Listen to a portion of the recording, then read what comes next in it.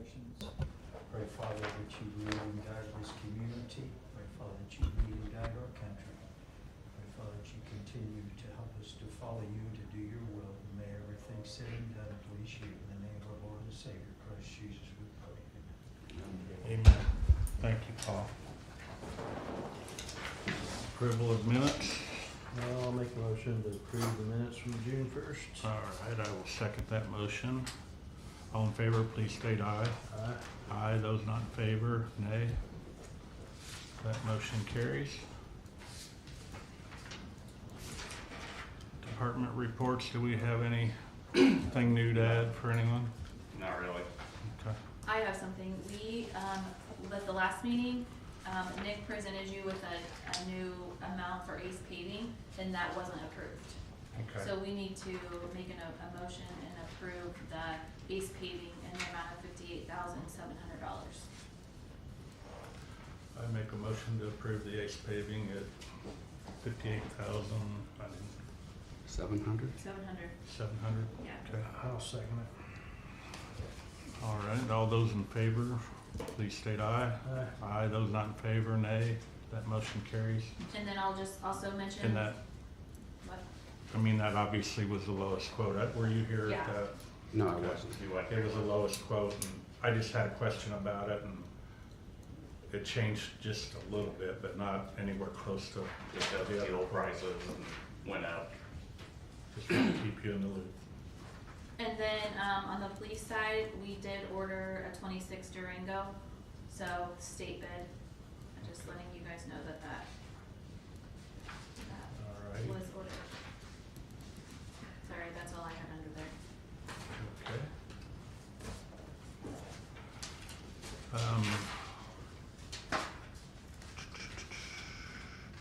How long do you think you need, Alex? As long as you want me to speak for it. Well, I was wondering if we should go to new business, That's and then if perfect. anybody wants, If you want to get through everything first, that's perfect. if anybody wants to leave after that, they can, and if they want to stay, it's the 2026 comprehensive plan for Arcadia that we're going to go over.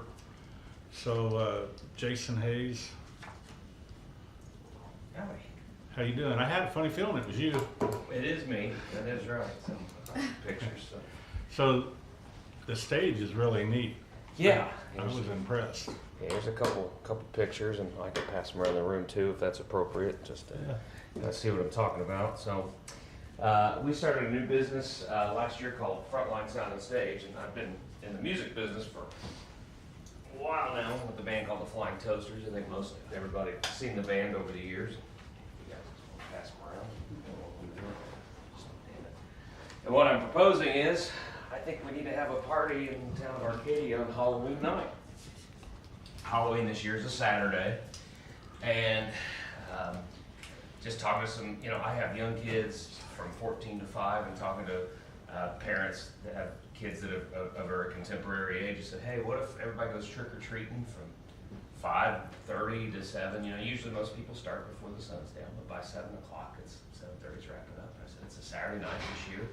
What if we'd set up and played in Arcadia? Would people come? And I just was getting a resounding yes. So that's kind of the spirit of why I'm here this evening.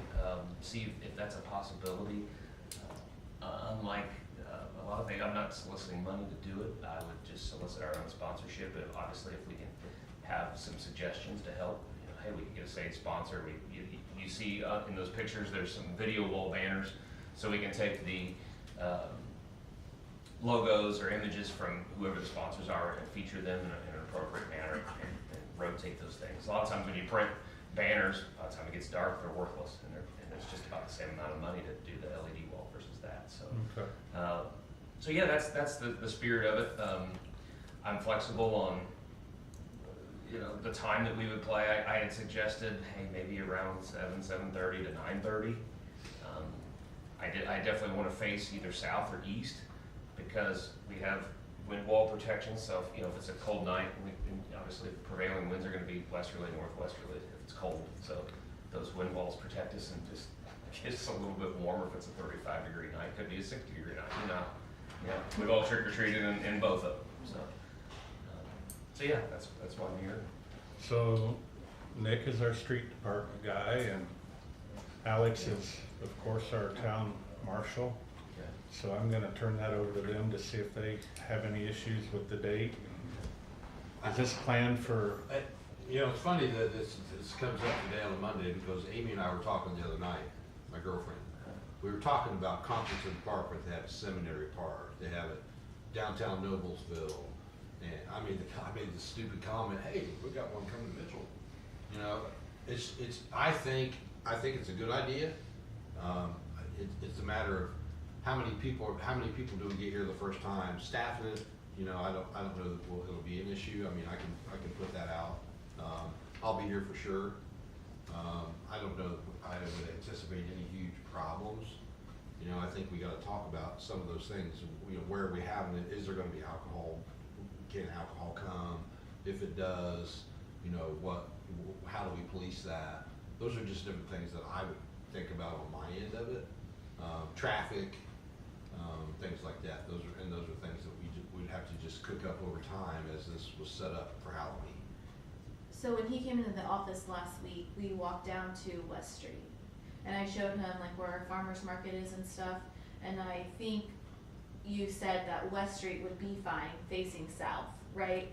Because he made a comment in the office setting up at 8 a.m. And so that way Main Street wouldn't be blocked off all day long on Saturday. And then the power lines were an issue.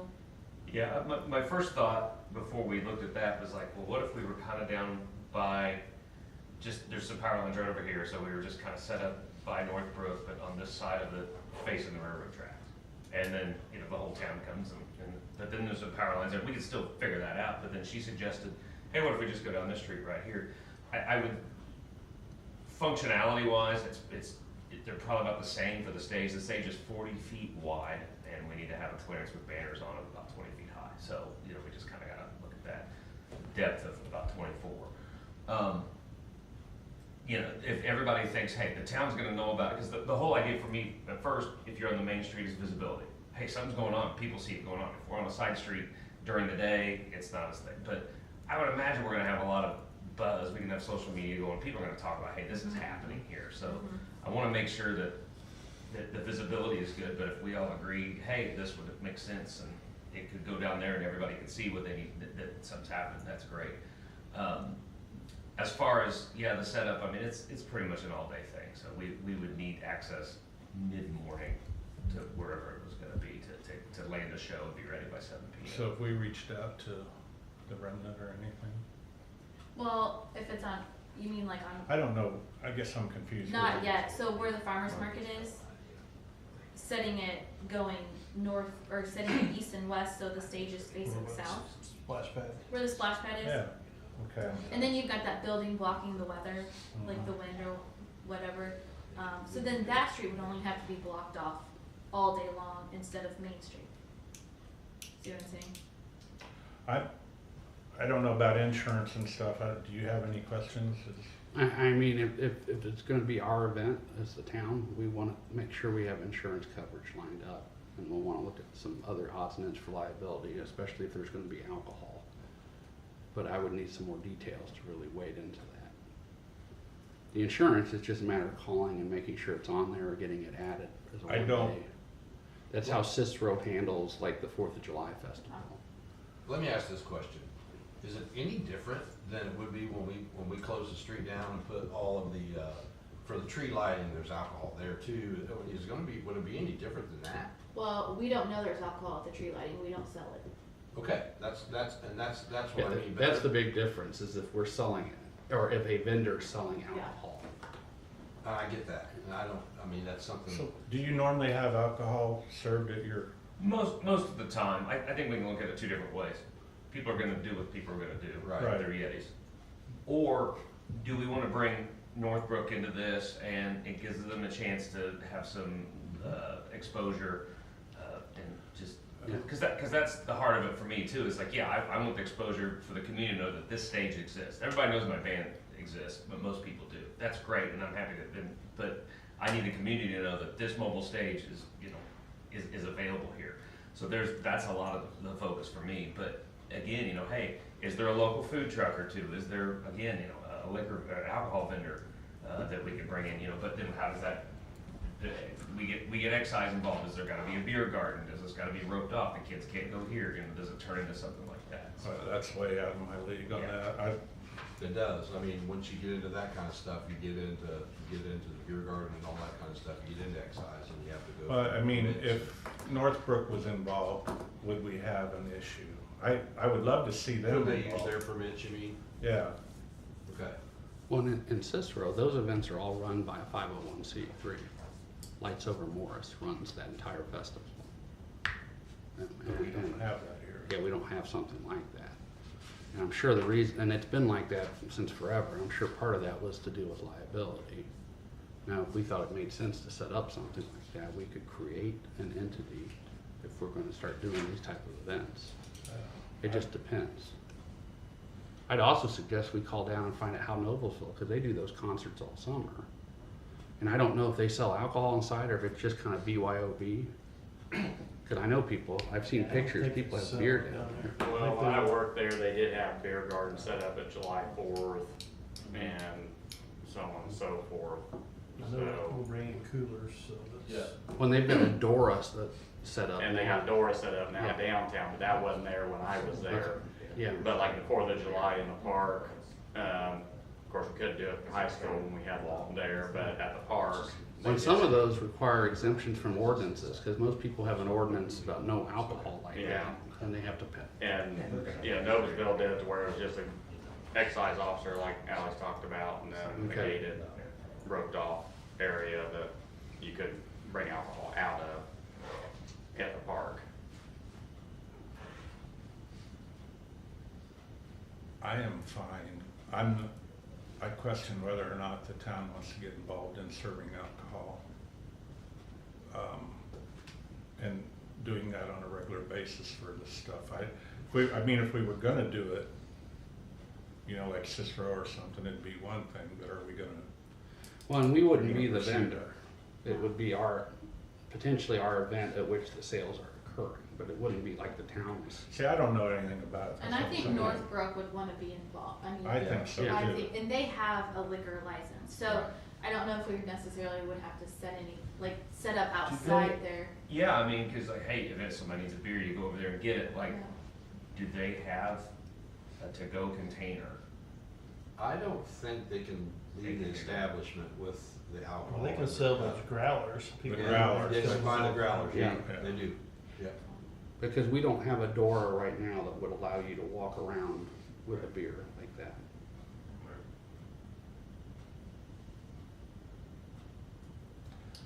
So, Well, I guess like, kind of the overall question is anybody not gonna come to this because there's not an alcohol vendor and it's just, everybody's like, hey, there's not gonna be, but people do whatever they do with their Yetis, you know, is it gonna deter anybody? I would think not.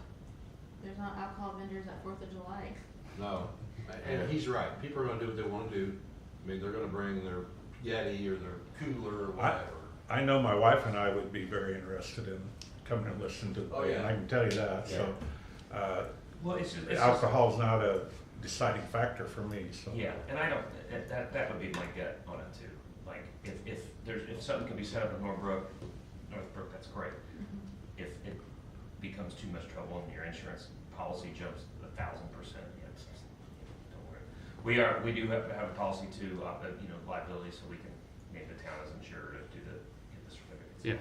Yeah, because if we're just doing the concert, then we'd have a contract with them, we'd be an additional insured. We'd make sure our insurance covered the day. And then we'd make sure that we have the safety things, talk to the fire and the police and make sure that we do what they say we need to do to be safe. But I mean, this is something that could start something I agree. very neat for a small town, and I mean, we've got an addition going in that's gonna draw more people, and, I mean, And we would just need to shut down that block, like, shut down the road. I mean, this in front of the town hall, they could go on Olive Street both ways. You're talking about railroad track. Just the railroad track to here, so the Mexican restaurant would stay open. If we're on the main road, Well, if you're on West Street, but we still have to shut down the main street with the concert, depending, I mean, you could have 500 people, you could have 5,000 people, so I don't know. How much room you're going to? So we would shut down anyway, just for the people walking across to the brewery or, you know. That's not a big deal for us, I mean, No.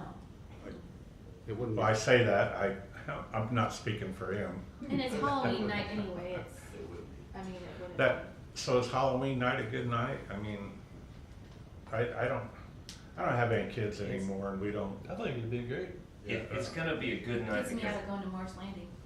it's a good night because it's a Saturday. If we were talking about doing it on Tuesday, it's a loser. It just is. But because it's the weekend, you know, let's see. like I said, I'm definitely interested in sitting there listening and The train doesn't run that night, does it? No, And even if it did, it's not gonna be. I don't think. Well, they just blow that horn all the way through. I didn't want it disrupting your concert. so you probably have a pretty big following, the band itself, right? You know, I think so. I always tell people it's like you're never quite as famous as you think you are. You're never quite as bad as you think you are. Like we've had a couple of great weather nights where there's just a lot of people, and it's like, yeah, the band's attractive, but the weather's great too. If we have a 35-degree night, it's not going to be as good as if it's a 60-degree night. You know, You guys don't sing as good when it's cold. No, I'm just talking. I'm just Just talking teasing. about. I'm teasing. It's just going to deter some people. Right. So that, and we'll know that 48 hours out. That's. I mean, Christmas tree lighting seems to bring a bunch of people and it's been cold for that. So. If people want to come to it, they're going to come to it. So, and you mentioned that the town has some propane heaters and some stuff out, so we can get some spots where people. Nick, Yeah. If they work, be They do good. work, they're all new now. yeah. I don't know, it won't be an issue for the police side. I mean, we blew up the Atlanta Earth Festival last summer, so this is smaller scale stuff. Yeah. It won't be a big And deal. the fire pits, like we could get the fire pits like we talked, like we have, for, what? Let's just do it here. No fire pits? Fire Let's pits just better see what than- the- Because you gotta drag them off the street, Yeah. and, I mean, if we're coming in at 10:30 at night to drag things off the street, then, We'll let out. Well, I think my husband did it last year Yeah. in December. well, they usually do, they have, Yeah. you guys have volunteers Yeah. that clean up after. Yeah, which we can have, yeah. I mean, So, we're gonna be here I anyway. mean, our manpower is just one thing, cause we always got somebody working weekends, Yeah. which I don't have a problem with at all. I mean, we'll make it work. You've got contact information and everything, right? Yeah, we'll make it work. Right. I understand. Yeah, we'll make something work. Yeah. You guys are playing the Fourth and Cicero, right? No. We're not. Oh, I thought you guys were. We did last year. It's kind of been a debacle. It's my fault. So I had another event that is a repeating event that happens all the time. Cicero's kind of been hit and miss with us, so I was like, I'm going to stick with the event that always repeats. They want the 3rd of July. Then of course they go, hey, we need to move it to next year.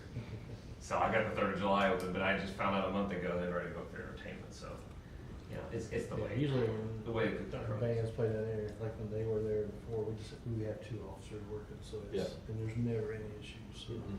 And there's lots of, I mean, I think Noblesville, we never really had any issues. Well, I'm just excited about something new. Yeah.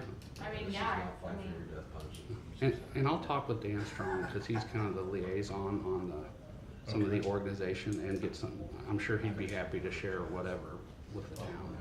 Yeah, as long as there's no legal implications and Yeah. like I said, I would also say, I would assume, you get to look at this, that there is a big difference on liability between a beer garden that is sectioned off and you control who's getting in and out compared to Norfolk just selling to walk around the Yes. store, so. Like, I know a very down south, Tell City, Indiana has a very large festival each year that they have a very designated roped off area for beer and wine So only. winery. Well, and that's how Noblesville used to do it before the door. Yes, that's how. Yeah. Yeah. and I think Cicero actually does it for the, like the summer festival they Yeah. have. There's a roped off Street area, Yeah. the The street But, kids. but it's a special area. It's roped off. Yes. And Noblesville was the same way. I mean, you go into the bars, but we're not that big yet. I'm trying to get you there if you people would listen. Guess he told me, didn't he? All we need is money. Good luck. Get Try your to find checkbook it. out. Try to find it. All right, yeah, we're definitely interested, so I think Aaron's gonna check a couple things for us. You guys have contact information. Alex and We'll make Nick it seem work. to be on board with it. Mhm. We'll make it work. Yeah, and, you know, I can talk to the fire department, we all have all the engineering stands for the stage, and you know, all the tech drawings and, you know, the wind ratings and all that stuff, so it's not, none of that's gonna be. When, and normally if there's a big enough event, they may wanna have extra paramedics on hand just in case something happens, things like that.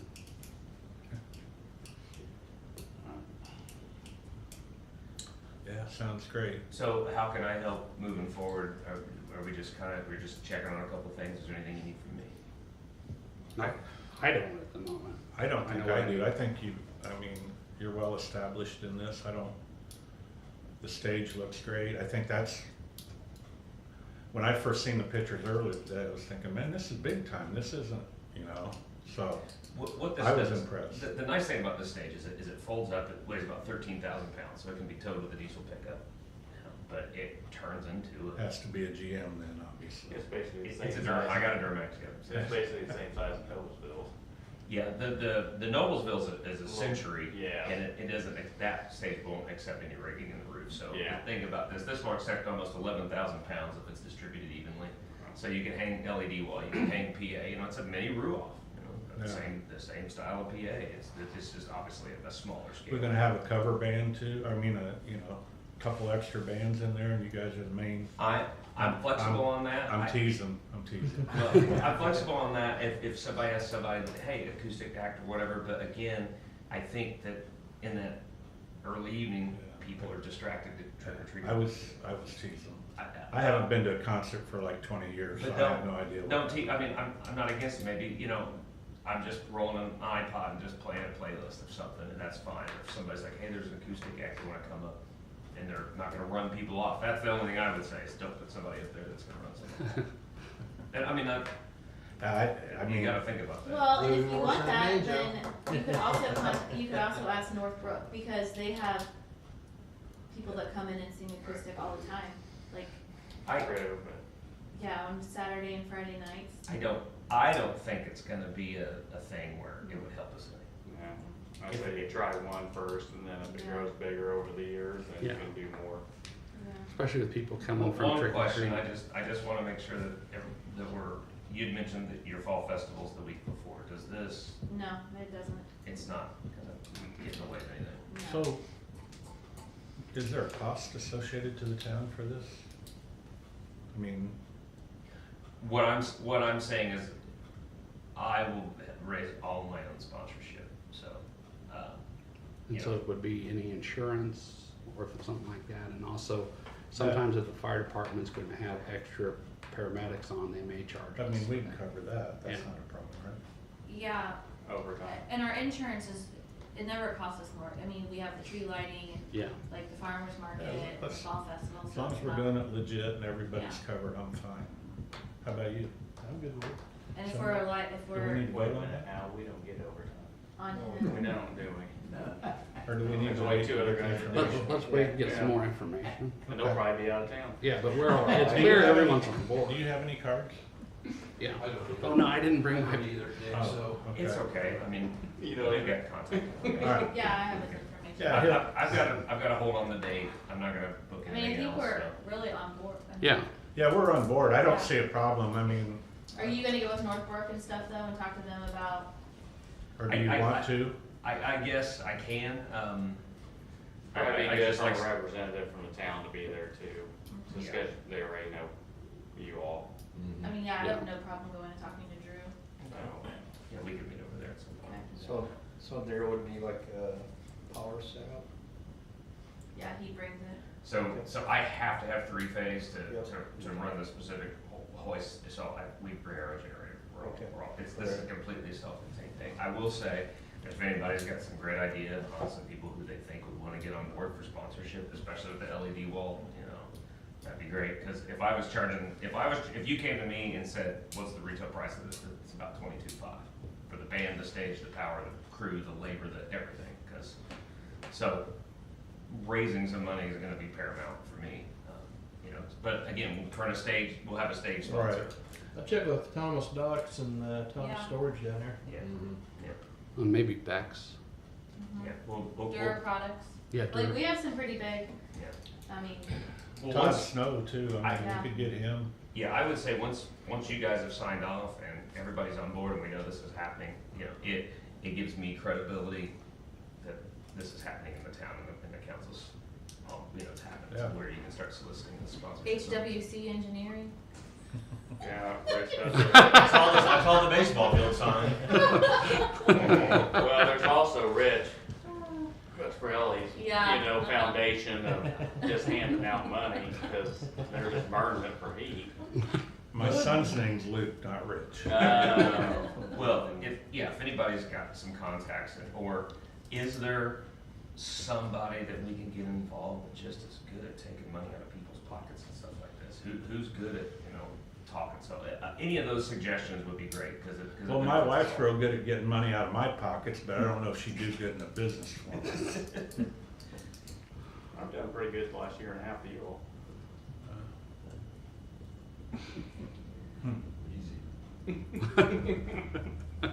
Awesome.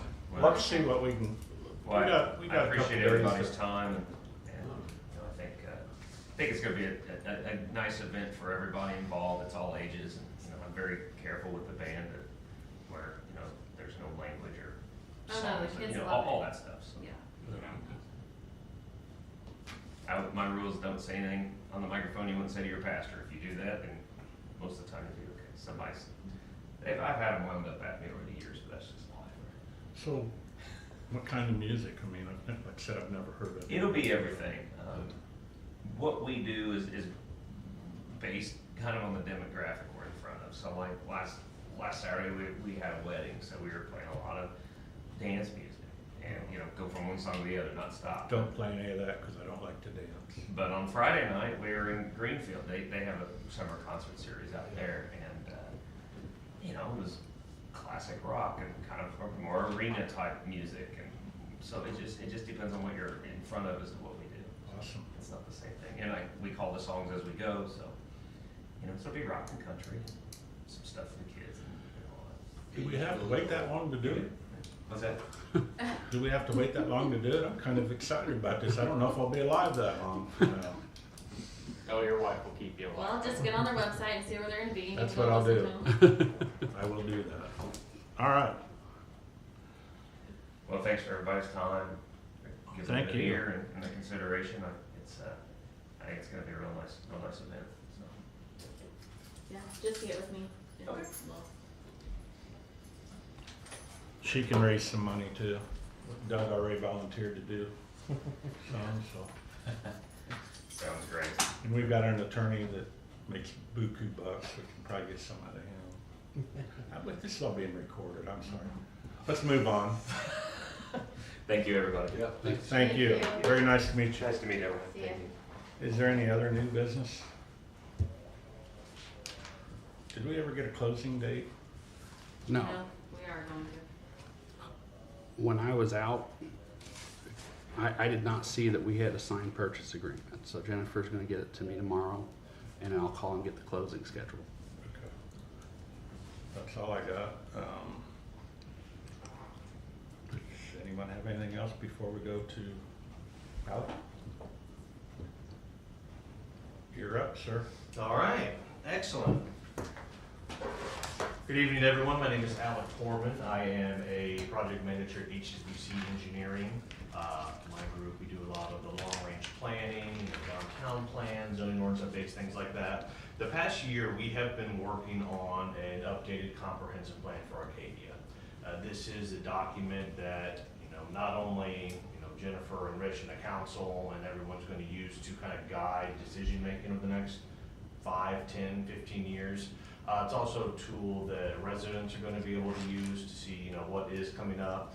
It's a document that allows, I'll say, as far as looking at our scope to understand, where are we looking for maybe residential development in the future, that type of growth. You know, if we do have growth, what does that mean for what we need for, you know, the street department, or, you know, what are we gonna need for, you know, the police and things like that. What I'm here, talking about tonight is that we are kind of in the final phases for this, and we are getting ready to publish this, on the town's website and on the project website for public comment and review. We're the steering committee that we've been working with over the past few months has, you know, had a chance to kind of look through this, provide feedback and comments. And I'm kind of here this evening for any comments that maybe, you know, that Rich or Jennifer or anyone else might have before we kind of do a last kind of edit and update before sending out to the public. And then also just to ask, you know, certainly, you know, all working for the community to take a look through this, you know, even if it's just at some of the, you know, the few pages or maps or things that you would use as a, you know, as a town staff member or anyone listening at home, you know, as a resident business owner. Your feedback does really help. It kind of helps more refine what, you know, the product is and what the vision and how, you know, close the actions and the goals are to being able to help the community kind of achieve this goal for what you want to become in the future. Just to briefly kind of go through, you know, how the plan is laid out. It's in 7 different chapters. Kind of this first chapter of plan introduction is really the, you know, what is a comprehensive plan? You know, why are we doing this now? Kind of covers some high level, you know, like here's the, you know, different kind of goals that we have. Make kind of a brief introduction to the document itself. The second chapter is existing conditions, and that's where we look at, you know, what exists currently in Arcadia. You know, what are the current land uses? You know, where do sidewalks exist? You know, what's the general demographics of the community? Because it's just important to get kind of a solid foundation of understanding where we are today before we can really understand, you know, what next steps maybe we need to take to get to what we want to be in the future. The third chapter, I'll say, is maybe one of the more important ones for anyone here or anyone at home, that if you are reading this, you know, this isn't just a document that I'm sitting at a desk typing up myself. You know, this is all based on public feedback and public comments, either through, you know, we set up at the Fall Festival. You know, last month we had a public open house here and received comments. We sat in this room, you know, sometime last fall and heard from a number of community stakeholders and, you know, business owners who are interested in what the community wants to be in the future. And all of that is summarized, and, you know, you can go through and even see, you know, oh, here's where we go. We talk about, you know, Main Street revitalization. Well, that's a goal because it's something that we heard from public comment beforehand. You know, it's not just something that we thought would be a good idea and decided to put it into the plan. The main meat of this document is in the chapters 4, 5, and 6, managing our growth, strengthening our foundations, and then celebrating our heritage. I'll say from the, you know, the legal perspective for what Indiana wants out of this, the managing our growth is our, you know, statement for, you know, what we want our future land uses to be, right? You know, when a petition comes before the planning commission or comes before council and they have to make a decision on something, you know, this is the guide, either the goals in here or an actual, you know, map of land uses. I'm gonna find my page here. Or a map of land uses, like on page 47, that's gonna help kind of influence how, you know, the council and planning commission might be making those decisions. Either, you know, approving because, you know, oh, that new residential neighborhood does kind of fit with our goal for how we want to grow and how we want to be in the future, or you know that type of development, it really doesn't fit that area, so maybe let's work to find a new place, or maybe that's just not the right fit for what we see in Arcadia happening. Strengthening foundations is going to be infrastructure side of things. It does have a, you know, map of, you know, potential roadway improvements, sidewalk improvements, and then, you know, potential changes for thoroughfare. Not a ton of thoroughfare roads in Arcadia, certainly 19 is, but I think with the closures of the roads occurring on 31, there's all going to be some roadways are going to get a little more use here coming up that people might not like, but that's set to happen. So really it's the idea of, you know, how can we get ahead of this? You know, how can we take these to the state to either say, look, you know, this is something that we're going to need funding for eventually and get them onto the county's thoroughfare map. You know, we're also, how can we take this to the township and, you know, Cicero and say, look, you know, how can we start working together on getting some of these roads improved, because, you know, that traffic's gonna be here before we know it. And then strengthening foundations, you know, this, I'll say the more fun stuff for those who might be at home listening to any of this, is how can we really build up the community to showcase Arcadia's character. You know, I think what we were discussing here not that long ago, I mean, this is certainly one of the steps that we talk about is, you know, how can, you know, we get certain programming that's gonna bring people to the community, you know, kind of how we build a quality of place, and those lifestyles, and not only attract new residents here, but also keep the kids who are graduating, you know, keep the businesses here, and continue to build that up slowly. The final chapter, implementation, that's partially, you know, what I'm here for this evening and this kind of next week or two as we continue to bring in some public comments. This chapter is going to, you know, kind of explain, you know, how we're actually using the plan. The idea that, you know, it's not just a static document that, you know, we're gonna put a signature on and then it's gonna sit and remain unchanged for the years going forward. You know, if something in 2 years comes up and we're like, wow, one of those goals about land use was just so totally off base, like what were we thinking back then? You know, this is a living, breathing document that does need to be updated, you know, it does need to be looked at just to make sure that it continues the fit of the vision for what Arcadia residents want to see the community become.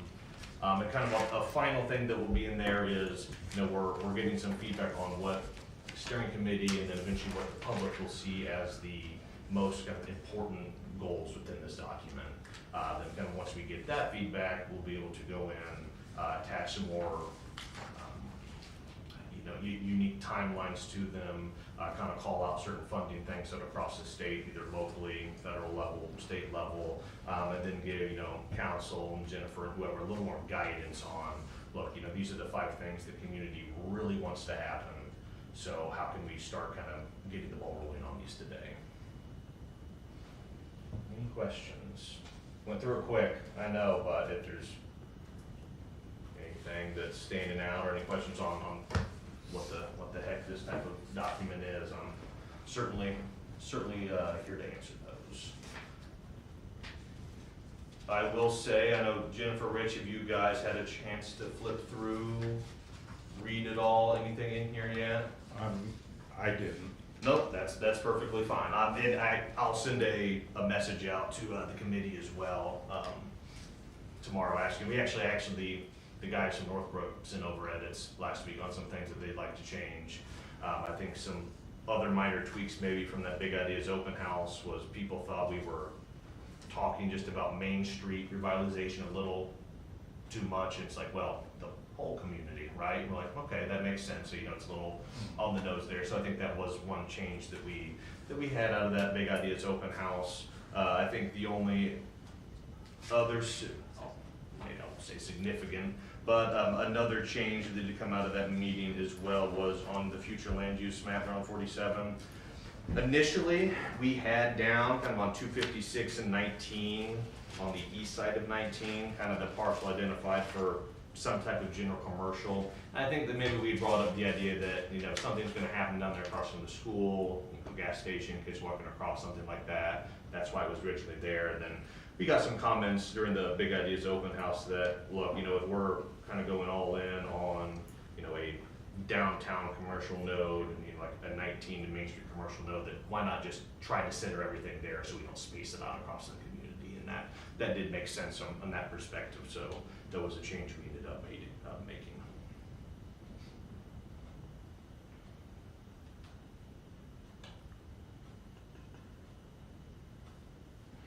I will definitely go through this tonight and tomorrow, and if I see anything, I'll let you know. Yes, you certainly, there is not a rush. I mean, I'll take some of the feedback we have so far and get that turned over into a public draft that we'll put on the project website. I'll send it over to Jennifer and Heather. We can get that posted on the town's website as well.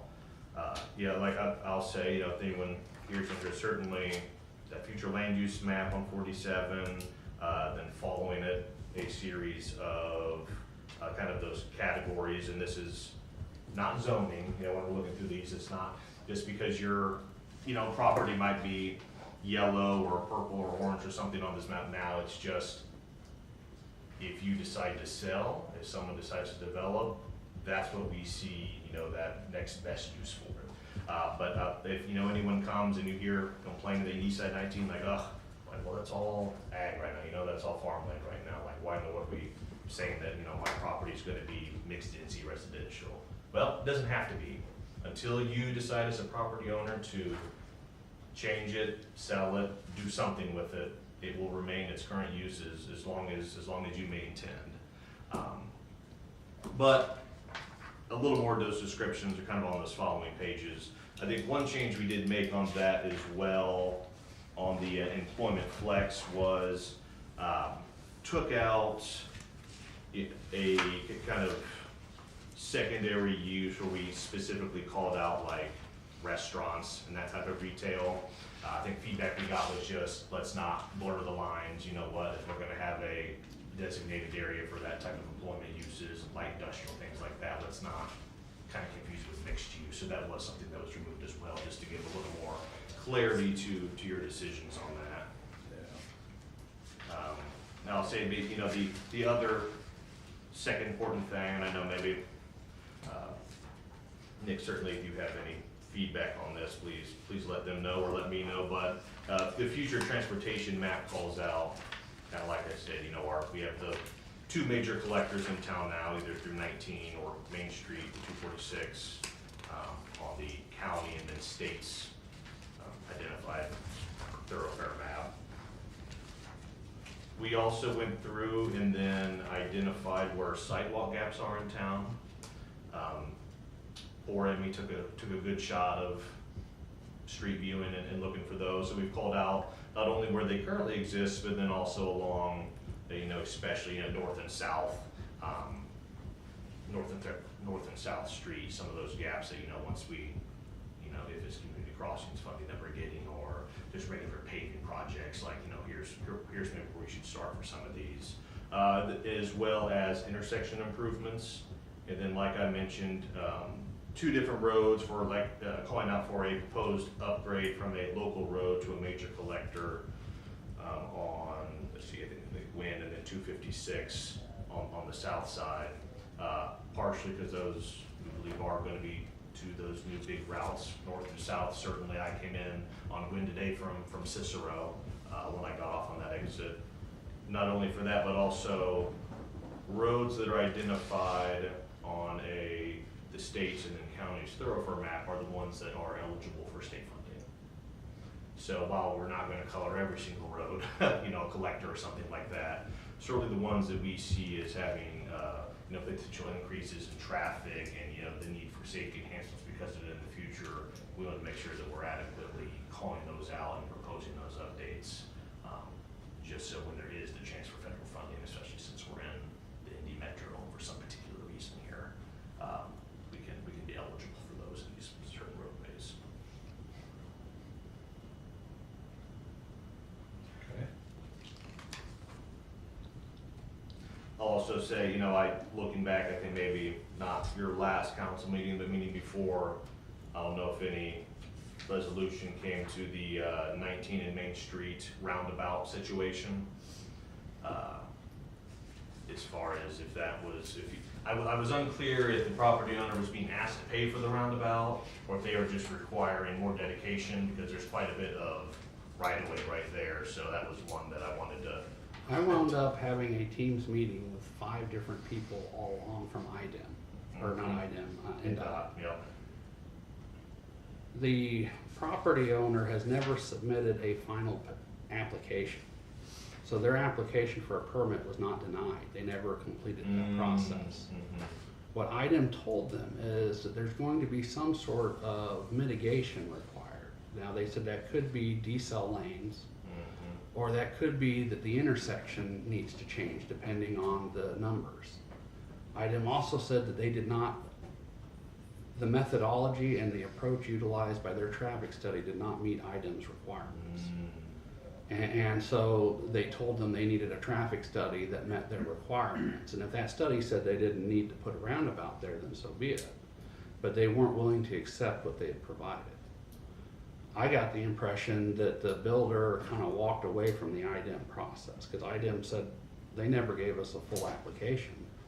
They said they communicated, and then all of a sudden they stopped getting any responses out of the developer.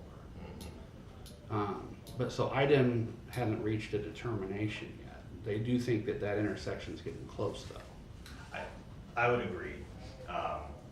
They also don't want, their concern is people turning off of 19 wherever they want to along that road frontage because of the cars moving, that they believe that that needs to be moved so that if there's one turn.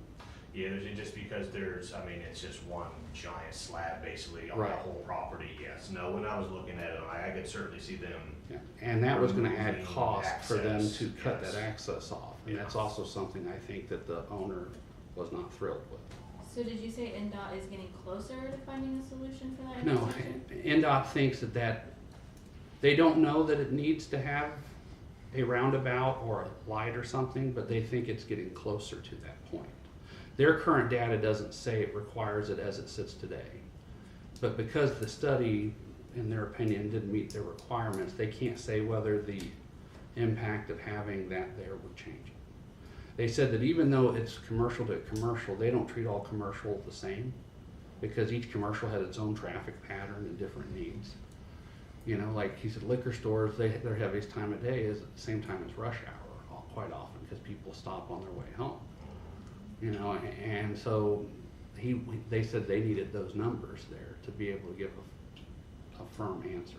Did you reach out by any chance to? I sent them a summary of my conversation, similar to what I sent the council, and they thanked me for it and said they were going to review it and take next steps, and I've not heard anything since then.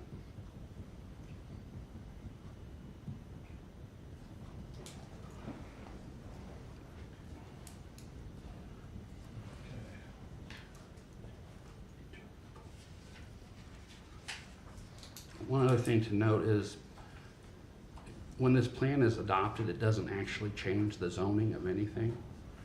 To change the zoning, you would have to rezone a parcel. Yep. And usually the way this works is a parcel comes in and you look at the plan and does this conform with the plan if they're seeking to rezone it. But it's not something that we'd go out and proactively start rezoning Right. people's land, and it wouldn't affect, like you said, if I'm living there today, even if the zoning got changed, I'm allowed to continue doing whatever I'm wanting to do forever.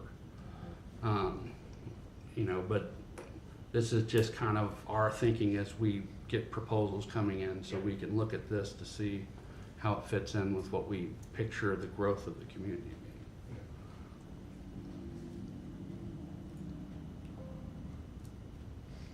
Yeah, like you said, it's not only the map you can make decisions, right? Even if a developer came in and, you know, they were looking on the east side of 19 and it was, you know, just a fantastic commercial property, but, you know, we say that's mixed-density residential. Well, you can use all the different goals that we still have in this plan are all part of that determination. So even if the map colors, you know, aren't right, but, you know, if we're chasing after a certain type of growth, we're chasing after a certain type of developer, something like that, or going against a certain type of developer, something like that, you can use the rest of the goals within this document as that justification, right? It's not just rats, well, it says orange on the map, that's what we have to do. So, like I said, it is not a legally binding document, right? We don't by resolution, so it is a document that you should hopefully, you know, read and make determinations based on, but yes, it is not a hard and fast way that you have to do things.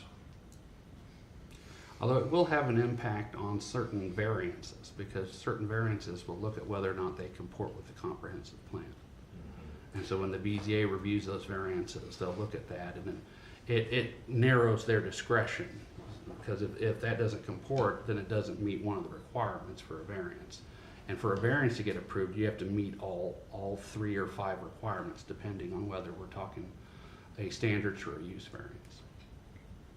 But there should be fairly limited amount of, I think really the only well, I would assume, you know, I'd rely on your judgment for this, but I think for the most part, anything zoned as an employment flex would be that, especially that, where they find difficulty with there, and it's really just where it exists currently in town.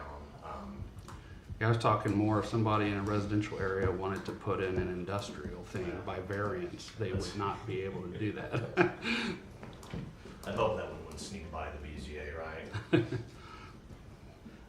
No, and like I said, also, you know, this is one of those tools that, oh, actually, you know what, now that I am sitting here, remember to bring these this time. It's also, you know, an updated comprehensive plan is gonna be your justification for any type of new zoning updates that come up future. I only bring that up because I have fun little handouts about the House Enrolled Act 1001. Basically, we are just trying to get together information, you know, for you, yeah, there's a whole bunch of them here. Oh, you're sure? Yep, yeah, that's fine. Just because some communities aren't aware of all the different things they're gonna have to start doing. If anyone's unaware of this 1001 that the state passed this past year is gonna require for all units of government to have some kind of open house to talk about housing and how we're gonna address that, you know, there's a shortage of housing, things like that. And then after that, there's gonna be reporting that each community, town, county, whoever is gonna have to do every single year. So you're gonna have to look like the number of permits that Arcadia is, you know, allowing for residential or permitting for that, you know, different, how many homes are sold at like 80% median income, like a whole bunch of stuff that isn't really clear yet, even on our end, on what they're gonna require. So although the first step, yes, is this open house and kind of determining, you know, where, you know, shortfallings might be in the current zoning that could allow or disavow, you know, certain types of residential.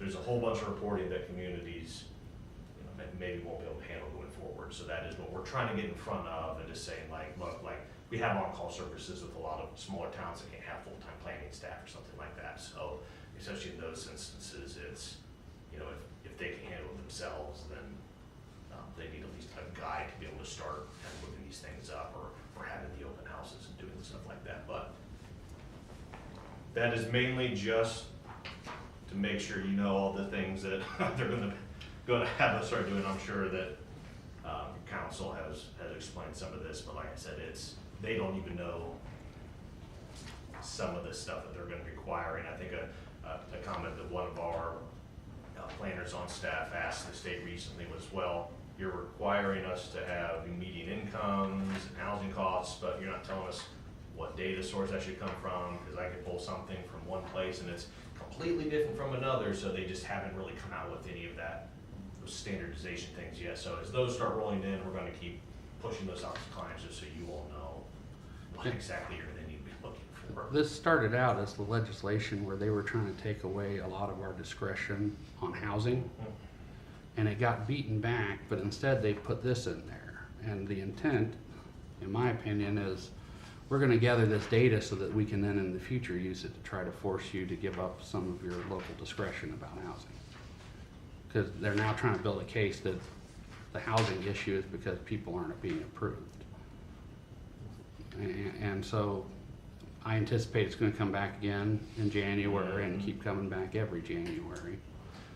Yeah, initially that first draft, he's right, was, I don't know the exact language, but basically if you had a commercial zone of any kind, the state was gonna come down for everyone and say, well, you have to allow residential by right. Maybe not by right, then by special use or special exception or something, but basically force residential and everything. So this was a step back because of the backlash on some of that. But this is where we stand now. Yes, it's a whole list, a whole slew of things that they're wanting everyone to now report on. And I have a fear that, you know, a lot of communities don't have, you know, counsel or haven't reached out to representatives or something.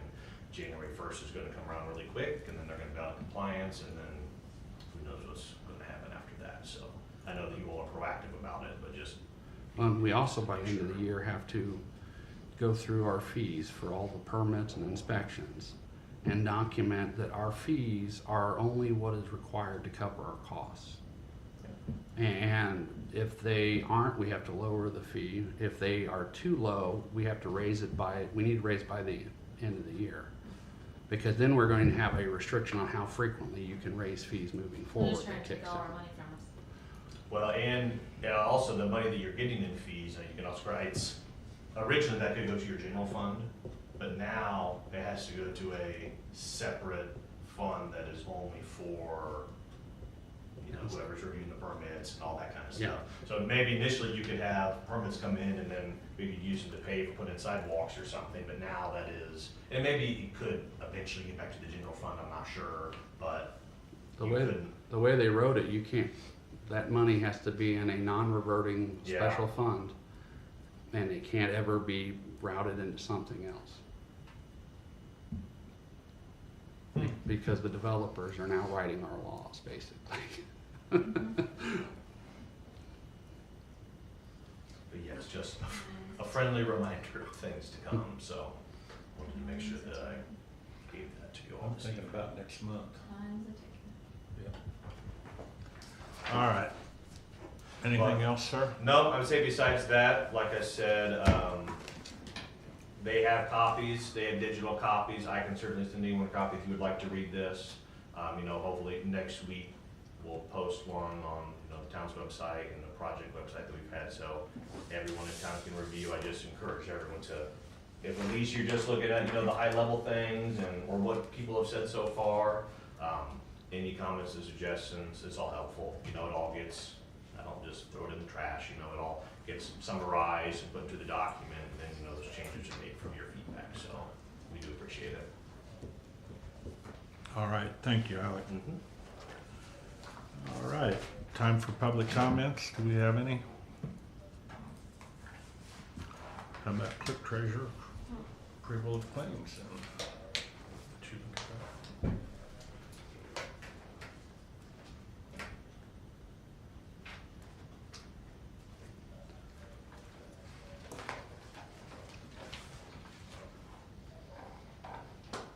Paul, I drove out by your place again today.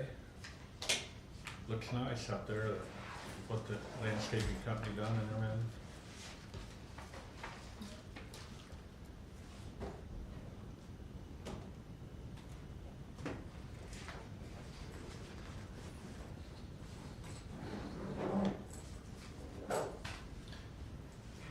I'll make a motion to approve the claims. Second that. All in favor, please state aye. Aye. Those not in favor, nay. That motion carries. And if there's nothing else, this meeting is officially adjourned.